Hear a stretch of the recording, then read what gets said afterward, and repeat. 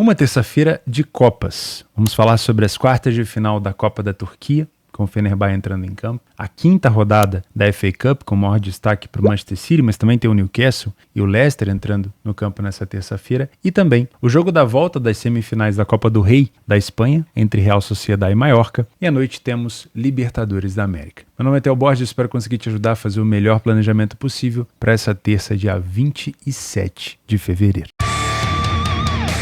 Às 14h45, o Fenerbahçe enfrenta pelas quartas de final da Copa da Turquia o Ankaragucı fora de casa em jogo único, com uma cotação próxima de 1,50. O Fenerbahçe tem utilizado um time mais misto na Copa da Turquia, talvez agora com as fases mais avançadas da competição, ele tente até coloque até um time um pouco mais titular, mas o que a gente viu nos jogos anteriores foram equipes mais mistas. O Ankaragucı ocupa aqui a 14ª colocação do Campeonato Turco, não é uma equipe tão forte. Nos últimos jogos vem de 3 derrotas consecutivas e da última vez que enfrentou a equipe do Fenerbahçe até saiu na frente do placar no Campeonato Turco, 23ª rodada, mas sofreu a virada ainda no primeiro tempo.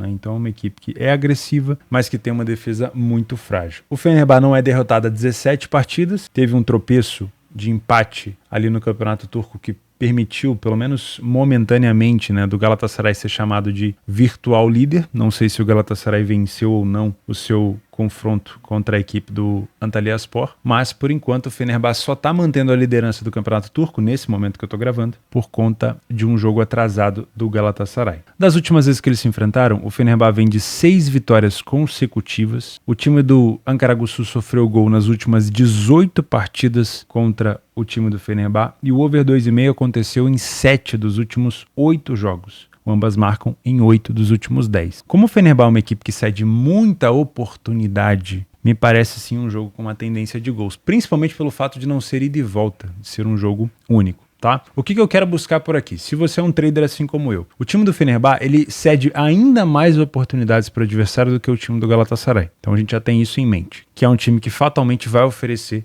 oportunidade para o seu adversário. Além disso, existe a possibilidade do Fenerbahçe não vir com um time titular, vir com um time misto ou reserva. Então a quantidade de oportunidades para um time do Ankaragucı provavelmente vai ser ainda maior. Então para você que é um trader assim como eu não estou vendo uma tranquilidade tão grande para vir trabalhar um match odds contra o Ankaragucı ou a favor do Fenerbahçe, sinceramente, no primeiro tempo. A não ser que algo muito diferente aconteça, tá? Se você é um punter, essa cotação do Fenerbahçe 1,51, ela tem o seu risco por conta de provavelmente não ser um time titular e pelo fato do Ankaragucı, mesmo estando vindo de 3 derrotas consecutivas, quando a gente filtra na casa dele, é uma equipe que vende caro as derrotas. Então, sinceramente, me parece um jogo onde essa cotação do Fenerbahçe é muito baixa face ao risco que provavelmente a gente vai encontrar por aqui. O que eu gosto de pensar em trabalhar por aqui é o mercado de gols. Porém, como é um jogo único, eu não vou me posicionar no mercado num jogo 0-0. Eu preciso do jogo desempatado, independente de quem seja o gol. Porque mesmo que o Ankaragucı marque primeiro, o Fenerbahçe tem condição técnica, ou até pode, talvez, colocar alguns titulares em campo para tentar buscar essa recuperação. Mas o Fenerbahçe na frente, obviamente, é mais interessante, porque você tem jogadores que não costumam jogar, então você tem provavelmente um time querendo mostrar,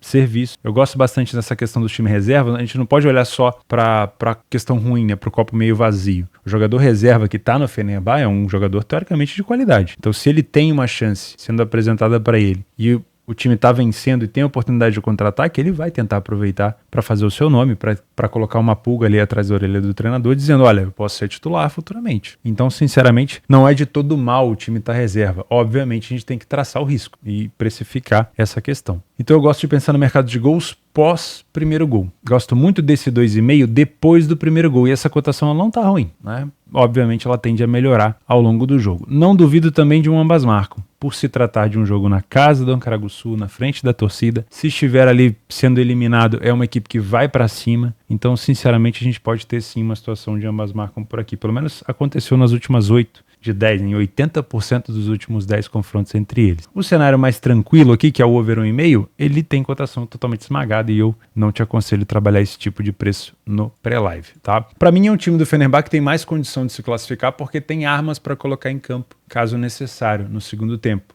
Mas com essa cotação aí e com um time misto, é um time que pode se complicar, então é bom tomar um pouco de cuidado. Eu gosto desse 2,5 depois do primeiro gol. E o Fenerbahçe vem de sequência tendo que virar a partida. partidas. Contra o Rizespor foi assim. E se eu não me engano, no último jogo agora que ele fez, dentro de casa, deixa eu só lembrar contra quem foi. Kasimpasa. Kasimpasa saiu na frente no segundo tempo e o Fenerbahçe teve que fazer um gol no último lance do jogo com o Batshuayi batendo o penal. Perdeu o pênalti, mas eu acho que no rebote acabou fazendo. Então, é um time que vem com frequência sofrendo o gol do adversário e tendo que buscar recuperação. Por isso, coloque as suas barbas de molho com esse Fenerbahçe. Às 5 horas da tarde, pela quinta fase da FA Cup, o Manchester City enfrenta a equipe do Luton Town em jogo único, na casa do Luton. A última vez que o City esteve aí, ele teve que virar um jogo de 2-1 para cima do Luton Town. Se eu não me engano, naquela partida, o Luton chegou a marcar de cabeça, que é uma das armas da equipe, né? No finalzinho do primeiro tempo, o Luton fez o primeiro gol e depois, aos 62, o Bernardo Silva empatou e aos 65, Jack Grealish fez a virada, né? Concretizou a virada da equipe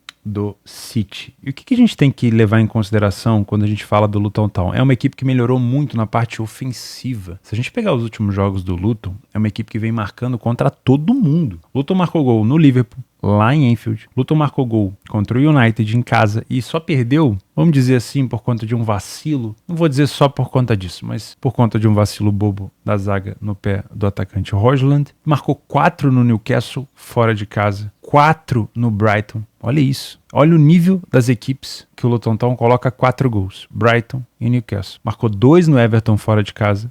2 no Bolton, e aí nesse jogo aqui especificamente, que foi contra o Bolton, no jogo de ida, não marcou nenhum gol, né? Mas contra o Chelsea, antes tinha marcado 2. Então, sinceramente, é uma equipe que quando pega as equipes do Big Six, uma equipe grande, não se amedronta. Pelo contrário, vai pra cima. E a gente já tem um confronto recente entre eles, levando em consideração que era a Premier League, mas deu pra entender o contexto do jogo. Uma outra coisa que a gente tem que tentar entender é qual vai ser o elenco que o City vai colocar em campo. Né? O City hoje ele está na frente de 3 competições. O City já foi eliminado da Copa da Liga Inglesa, inclusive nesse momento que você está assistindo o vídeo, a Copa da Liga Inglesa já acabou, né? Já temos um campeão, mas o City ainda tem a FA Cup, que está disputando contra o Luton, a Premier League, que está na segunda colocação, em perseguição ao Liverpool, e a Liga dos Campeões, que tem o jogo da volta agora praticamente encaminhado contra o Copenhagen da Dinamarca. Então, qual time será que o City vai colocar em campo? Essa é a principal dúvida, né, que a gente tem que levar em consideração. Que a cotação do City está justa, a gente não tem muito o que discutir por aqui. Utilizando o PDF de apoio, o City não tem feito fora de casa jogos de varrer o adversário desde o início. Não tem sido assim. Tem sido um City muito mais agressivo no segundo tempo do que uma equipe mais forte no primeiro. Então é bom a gente tomar cuidado. Por exemplo, o número de vitórias do City é maior fora de casa do que do Luton em casa, mas o número de iniciativa, às vezes que saiu na frente do placar, não foi tão diferente. A equipe do Luton falhou em marcar até menos do que o City, mas tem menos gols marcados. E aí a dificuldade maior do Luton é a quantidade de gols sofridos. Porém, o time do City também tem uma média de mais de um gol sofrido por jogo fora de casa. O primeiro tempo do City não é bom, chega a ser muito parecido do que o primeiro tempo que o Luton, então a gente não tem favoritismo por estatística na primeira etapa por aqui. No segundo tempo, aí com a mão do treinador, a gente tem uma equipe que melhora muito, como é o caso do City, muito mais vitórias, menos derrotas, menos gols sofridos e mais gols marcados, e aí a gente tem um time mais, vamos dizer assim, kamikaze, que é o Luton, que marca a mesma quantidade de gols que sofre. É um time perigoso e ao mesmo tempo desajustado lá atrás, né? Nas bolas aéreas, o Luton é muito forte, e ele provou isso para o próprio City na última vez que eles se encontraram. O Luton marcou desse jeito, mas é uma equipe que também sofre muito nesse fundamento. Então é o famoso cobertor curto, né? Ele pode até agredir o adversário assim, mas é provável também que o seu adversário o agrida dessa maneira. Outra situação que o City pode utilizar, se o Luton, por exemplo, estiver na frente do placar e tentando compactar, pensando numa classificação, são as finalizações de fora da área. Esse tipo de cenário aqui ajuda a gente a entender como que o City pode sair de um jogo de xadrez. Porque, por exemplo, é jogo de classificação, é jogo único, muito importante para o Luton para colocar dinheiro no bolso. Se o Luton estiver vencendo o jogo ou escolher fazer um jogo mais defensivo, quais são os caminhos do City? O chão, tentar com aqueles passes em profundidade ou tentar com a jogada individual, mas fica mais difícil porque a área está bem compactada. Ou as bolas aéreas, que é uma dificuldade defensiva do Luton, e a finalização de fora da área, né? Então isso ajuda a gente a entender um pouco do contexto para desvendar um pouco desse jogo. O Luton é muito mais agressivo no segundo tempo e tem sofrido bastante nos últimos minutos. O time do City já sofre mais no meio do primeiro tempo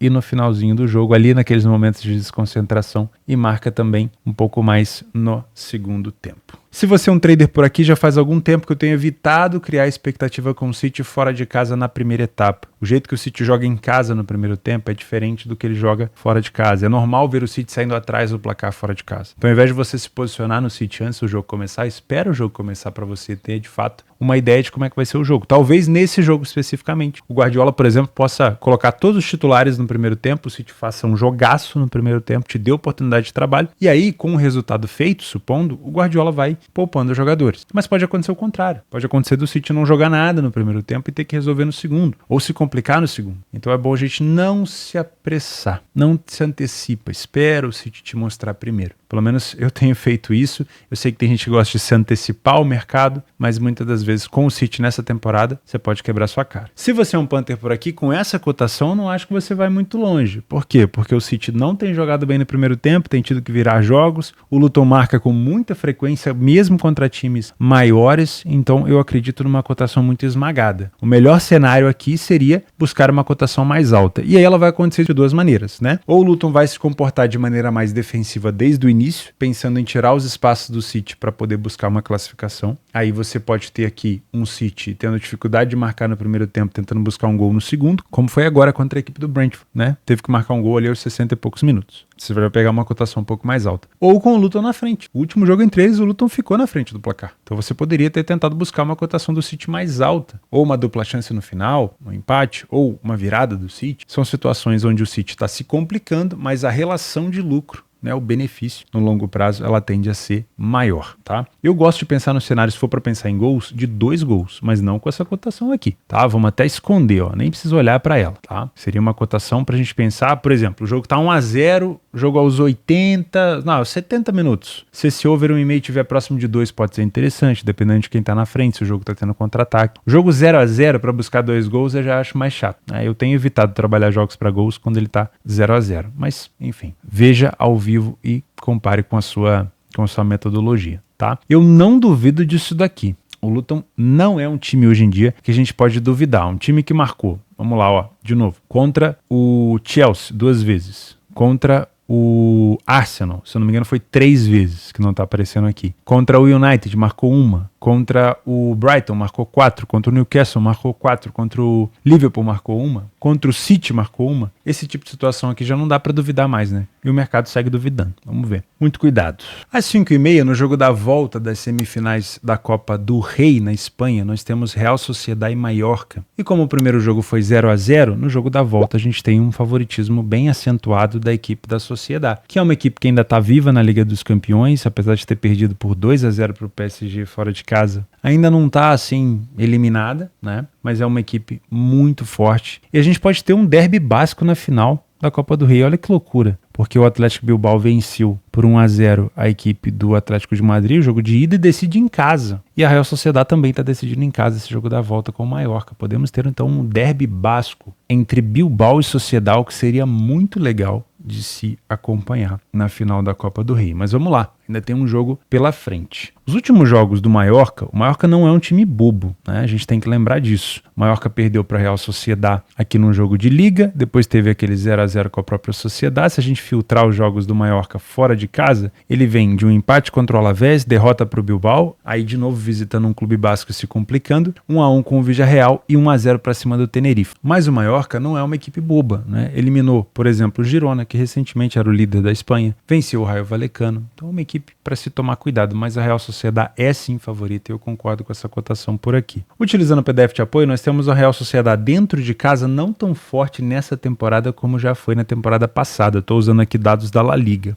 Tá? Olha só, Real Sociedad tem mais vitórias, saiu bem mais na frente do placar, falhou um pouco menos em marcar, não é uma Sociedad tão goleadora hoje em dia, não consegue chegar nem numa média de 1,5 gols marcados por jogo. É uma equipe que tem sofrido com frequência, mas a equipe do Mallorca sofre com mais frequência. O Mallorca não tem tanta iniciativa, falha mais em marcar, sofre mais gols. No primeiro tempo, não é uma Real Sociedad com números exorbitantes de favoritismo. mas tem mais vitórias, mais gols marcados, menos gols sofridos. A gente pode configurar como uma superioridade. Na segunda etapa é o maior problema da Sociedad, porque ele chega a 46% de derrota, que é o mesmo número de derrotas do seu adversário, tem mais gols marcados, mas a mesma quantidade de gols sofridos, o número de vitórias também é igual. Então é um segundo tempo perigoso para a Sociedad, bem perigoso. Talvez aqui num jogo de Copa, se a Sociedad for um time que se mostre copeiro em casa, ela tente administrar, caso ela esteja vencendo, né? Mas é muito bom tomar cuidado com esse segundo tempo da Sociedad. Um time que marca e sofre a mesma quantidade de gols é um time que não passa confiança. As duas equipes são muito boas na bola aérea, mas a Real Sociedad tem tomado gol de cabeça com mais frequência. E na bola parada, por exemplo, foi o jeito que o PSG encontrou um caminho ali para furar aquela defesa da Sociedad no primeiro gol. Então é sempre bom tomar um pouco de cuidado com isso. A bola aérea num jogo de mata-mata com certeza será um coadjuvante muito importante aqui para as duas equipes. Uma coisa que me chamou a atenção e que a Real Sociedad tem que tomar cuidado são os últimos minutos de jogo. Olha que curioso. O time do Mallorca marca 55% dos seus gols no finalzinho. E é justamente ali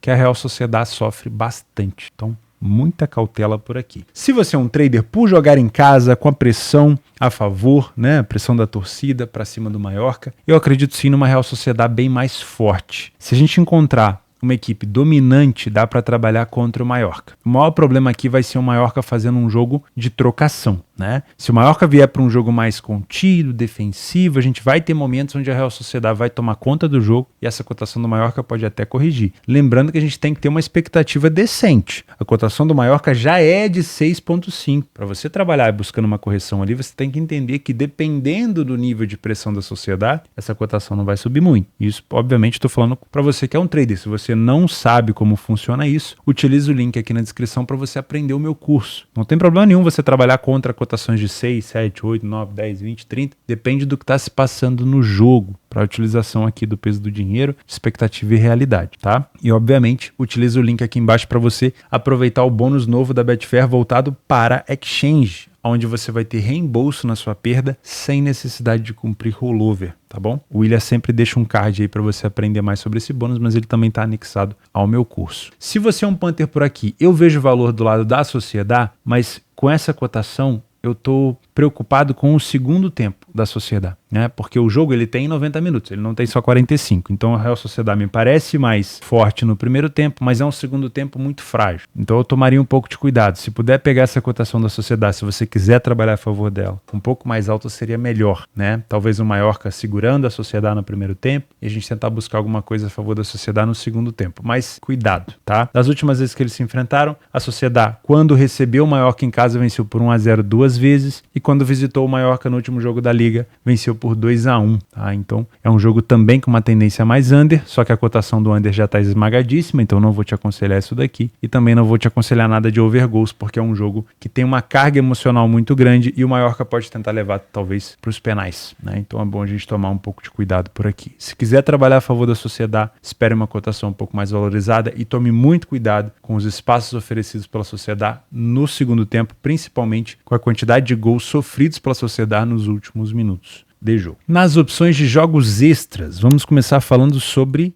FA Cup. Temos o Leicester enfrentando o Bournemouth. Aqui é um time de segunda divisão contra o time de primeira, mas vamos ser sinceros, hoje o futebol que o Leicester joga na segunda divisão é um futebol de primeira. Então, essa cotação do Bournemouth aqui é uma cotação baixa. Para mim, o favorito pode se complicar. É bom a gente tomar um pouco de cuidado. Para mim, pode até ser um possível jogo para gols. Outro jogo da FA Cup é Blackburn e Newcastle. Também é bem interessante de se acompanhar. O Newcastle com uma cotação mais elevada, mas claro, sabendo que é jogo único. Fora de casa aqui não tem por que o Newcastle poupar jogadores. Pelo contrário, o Newcastle tem que vir com força máxima. Até porque vem de um cacete sofrido agora fora de casa contra o Arsenal. Então vai ter que dar uma resposta. E vai pegar uma equipe aqui da segunda divisão. Outros jogos de Copa que podem ser interessantes. Nós temos aqui 9h30 o Sporting Cristal enfrentando o Always Ready na Libertadores. O Sporting Cristal tomou um cacete na altitude por 6-1 e não tem muito o que fazer aqui. Provavelmente deve vencer o jogo, mas não deve classificar, a não sei que algo muito louco aconteça. Mas também pode ser mais um jogo para gols, porque o Sporting Cristal vai para cima igual um louco, né? O que tem que fazer aqui é golear o Always Ready, né? Então vamos ver como se sai. Pode ser um jogo para vitória do Cristal e pode ser um jogo para gols. Mas eu prefiro pensar em gols, porque essa cotação aqui da vitória do Cristal tá muito esmagada.